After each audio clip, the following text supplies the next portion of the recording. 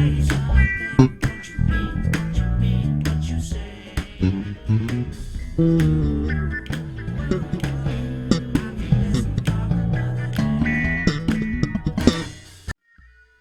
evening, ladies and gents. How you doing? Danny Stewart here for BassJapanDirect.com with another Naked Sound review. And tonight's bass is this beautiful Bossa OBP5. I will be doing a little bit of a lesson after the initial demonstration on this bass. Let's talk about the bass first, and then we'll go into a lesson about this track and the bass line. So I'll stop that for the minute. So this bass is from the early 2000s, made down in Osaka, Japan. By hand, and beautiful ash body, lovely grain there, with a stunning top, which is spalted maple, with some flaming as well, so you got some cross flaming there, with matching pickup covers, ebony dials to match the ebony fretboard, 3-piece maple neck, quilted maple headstock, high-end Gotto tuners, and a Gotto 203B5 bridge, which is it's a brass bridge with brass saddles. It's for nice sustain.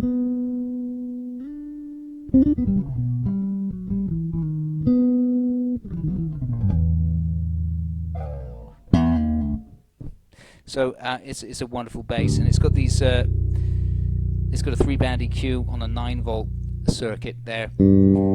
And I was just playing in what we call slap mode, which is basically parallel mode. And when you do that and you're panned all the way to the rear, you're going to get the 2 outer coils.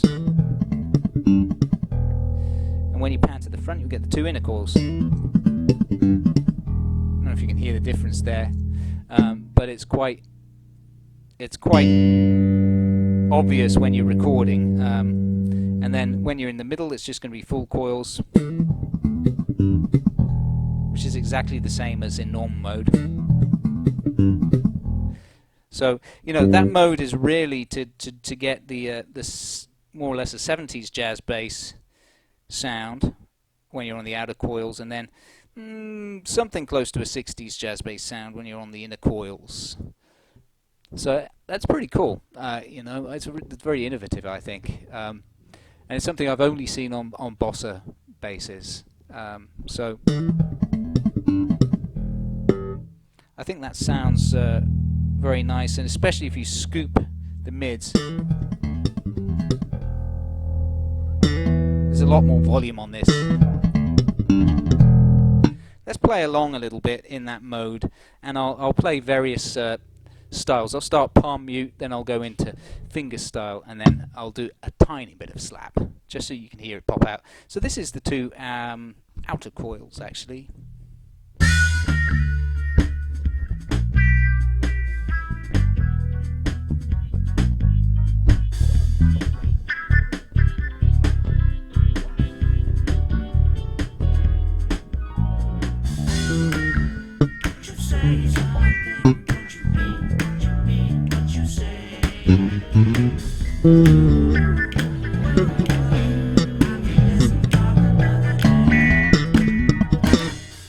There you go. Sounds killer, doesn't it?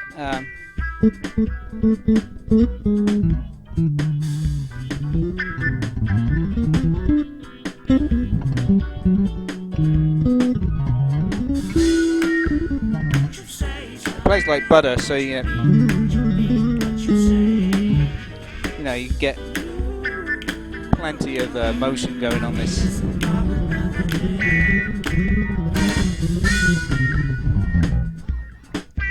It's very easy to play. I think it's 19mm string spacing on this, if I'm not mistaken. Let me get my ruler and just check that. It'd be foolish of me to say it was and it wasn't when it isn't. No, center to center is 18. It's 18mm, which is the same with most Japanese 5 strings.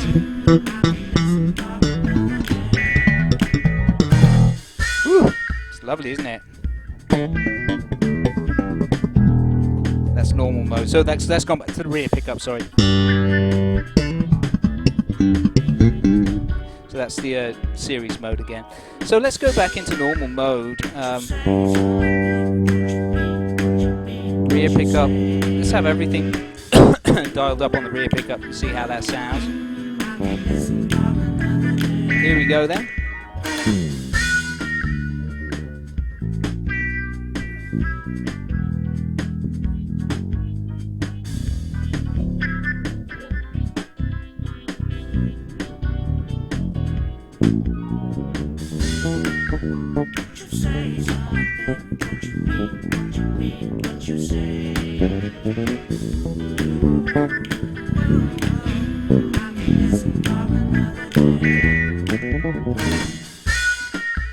So that's nice, and you know, you can cut the treble and the bass down to notch. Just leave the mids.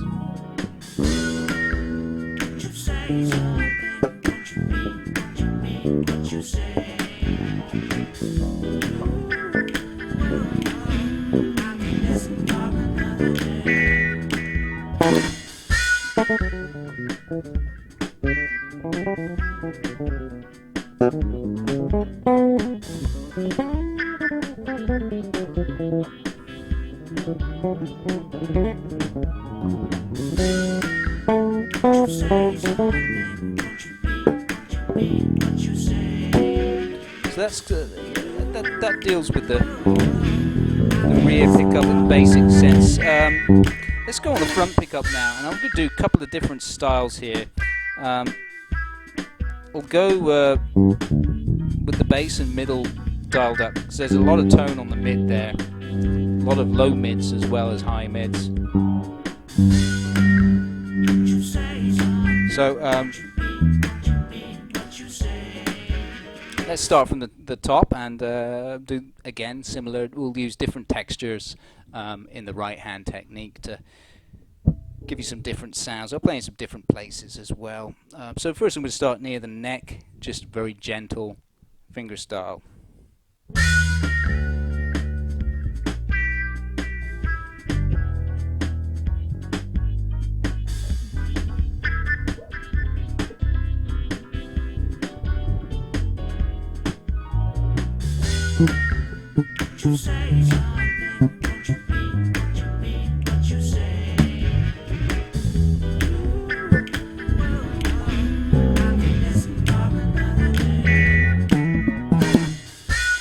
So then I slapped it a little bit. Although that doesn't have any treble on it, it still sounds quite nice slap wise, but you can hear it's got some grit and beefiness to the sound, hasn't it? Let's do a little bit more. Let's go with a scoop sound and see how it sounds with slap.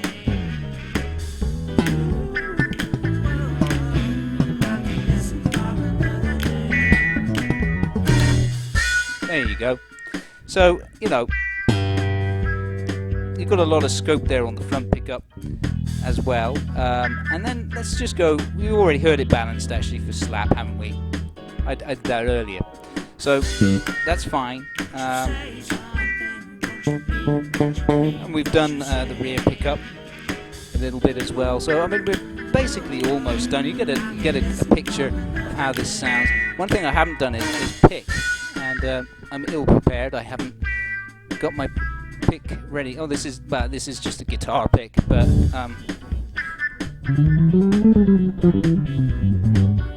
let's see how that sounds.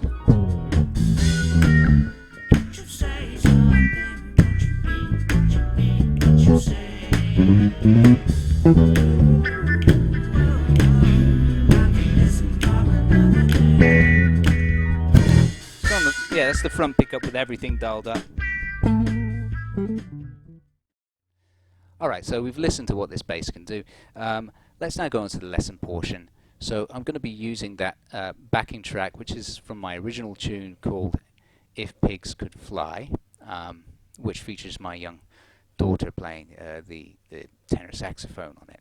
So she did a good job there, and she learned a lot about chromatics while doing it. I don't think she fully understood why those notes work, but that's something we're going to talk about as well. We'll look at some of the basic principles behind chromatics, and the other thing we'll look at as well is texture, right hand technique to achieve texture. you'll notice that I played a number of techniques to achieve different effects. As the music grew in complexity or intensity, I also responded to that with what I was playing and the use of technique. And you can find many great bass players who have a vast array of vocabulary and technique under their fingers. If you've got good right hand technique, you also need to have good left hand technique too. It's not just the right hand, but it really helps. You don't need to adjust your volume. You don't need to use an effects pedal. You can just use your fingers, right? So I would suggest if you are somebody who wants to learn how to improve technique, you could use this lesson as an exercise, an example, and you can get the tabs and backing tracks notation at my website. I'm going to split this backing track into two parts. The first part, which is gentle, and the second part, which is the chorus, so that you can practice them separately, and then another track so you can practice them together. But anyway, let's just take a listen and talk about dynamics first. So I'll play it to you.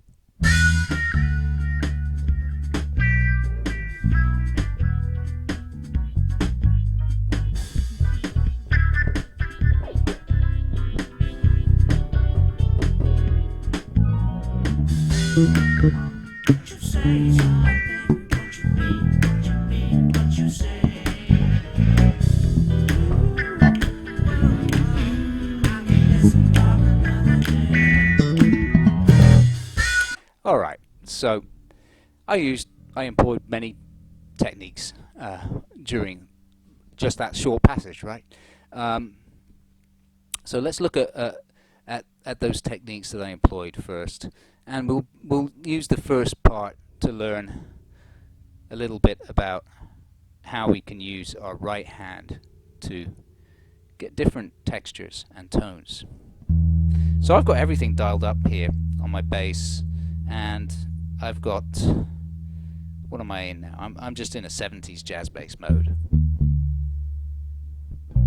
So I was playing that first passage with the pad of my thumb, not muting it, just playing it open and long.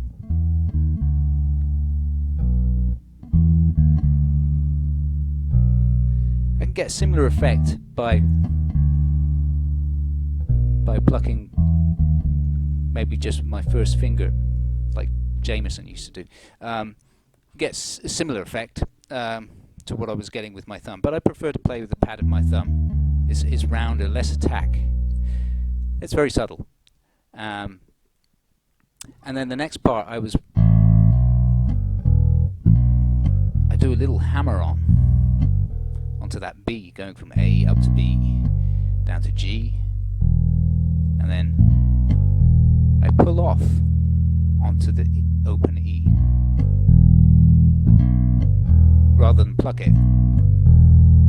It's different, right? It has a different weight to it. It's very, very subtle, but it's noticeable, and it will change how something feels.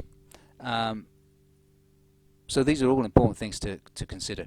So let's just learn that first part of the passage, where we're dealing with the pad of your thumb. All right. So we're going from E chromatically down to D, and then to a B. So this is all between the 7th and 5th fret. A string, and then E string. Let's just hear that in context.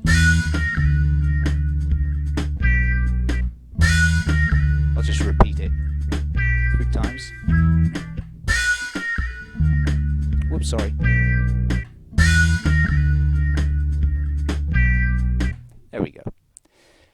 So that's the first part, and then that second part was now I hammer on from an open A. It's very, very quick. It's almost like a valve on a wind instrument opening, if you like. So it gives it a little bit of different character. And actually I want to pull off from the G, so going B, that slight hammer on,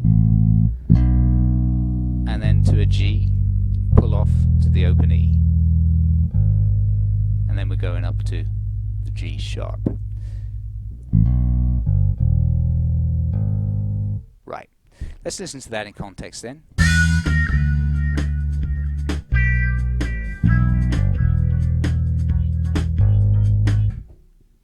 Right. And again.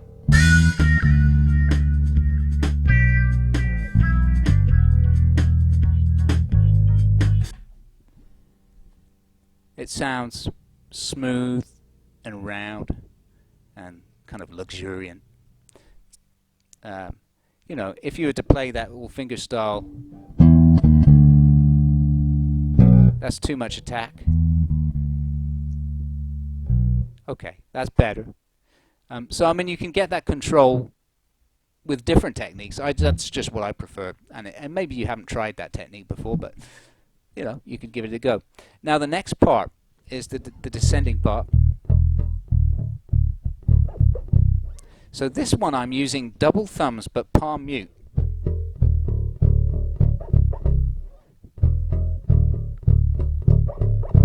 And the reason I do that is because I like the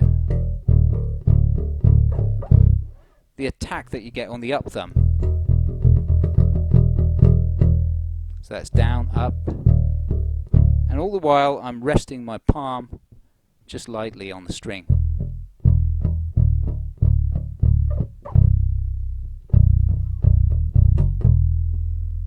So that's going from E,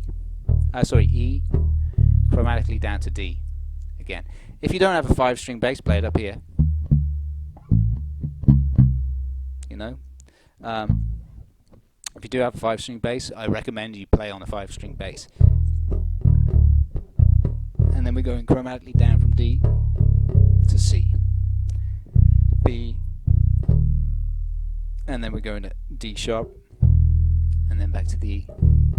I actually approach the E from the 9th. I slide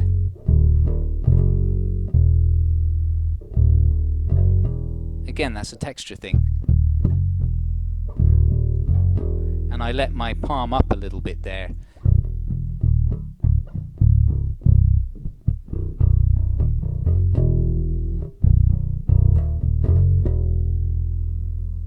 So that the note rings a little bit longer.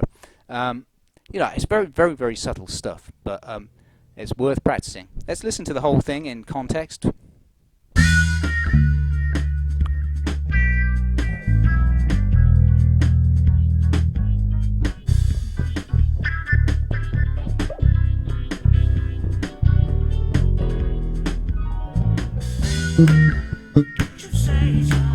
Okay, and then we're into the chorus.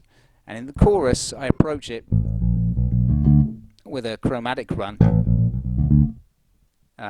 It's just going from the 4th chromatically up to the 5th, and then landing on the 7th, the minor 7th of E. And then we're going into this fingerstyle pattern.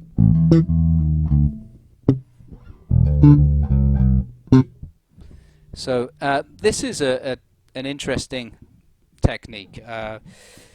So it's using hammer-ons, open, hammer onto the E, pluck, pluck. So that's the first step.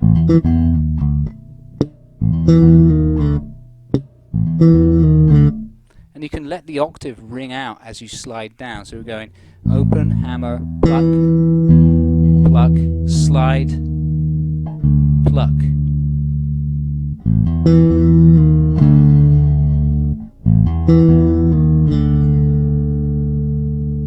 Okay.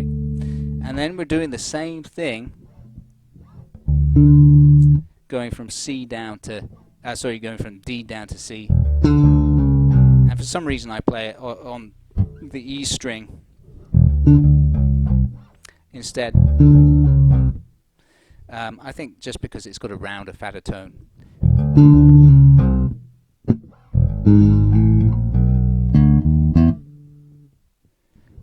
So, and then the last part is open E, G sharp, pluck the octave, pluck again, the lower octave, slide up, hammer on to the A sharp, and then plug the B.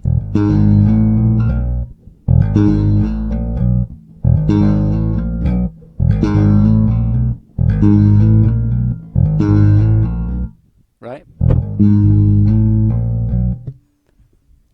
So reiterate.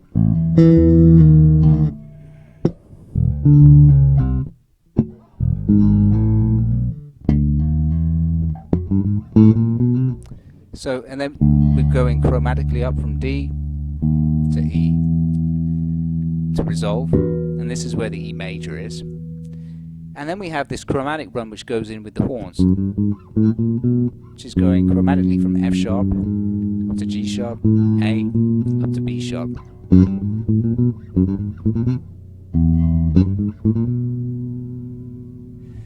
So you might wonder, why does that work over an E major?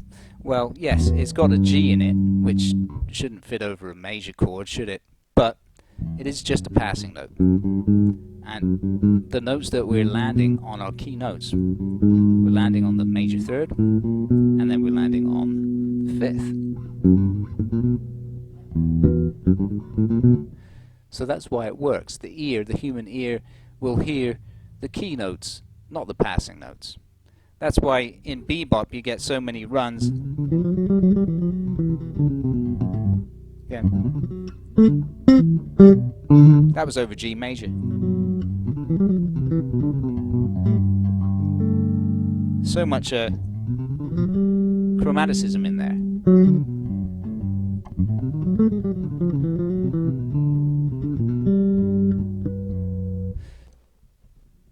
But it sounds okay because they're passing notes between key notes. So that's what it's all about. That's why chromaticism works.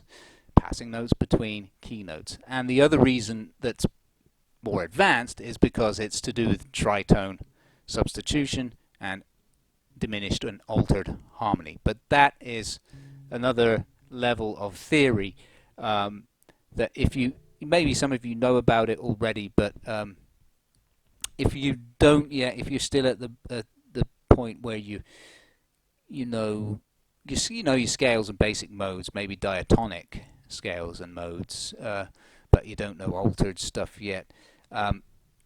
It's a real, it's mind-bending stuff to start with. But yeah, I recommend eventually you should get into it. So that is that's everything really to this bass line. And again, like I said, it's all tabbed out and available at the website. You can download the backing tracks, you can get the PDF, and that'll have tablature and notation. So let's play out with it as an example, and I'll see you next time for another lesson. Cheers, and stay safe and well.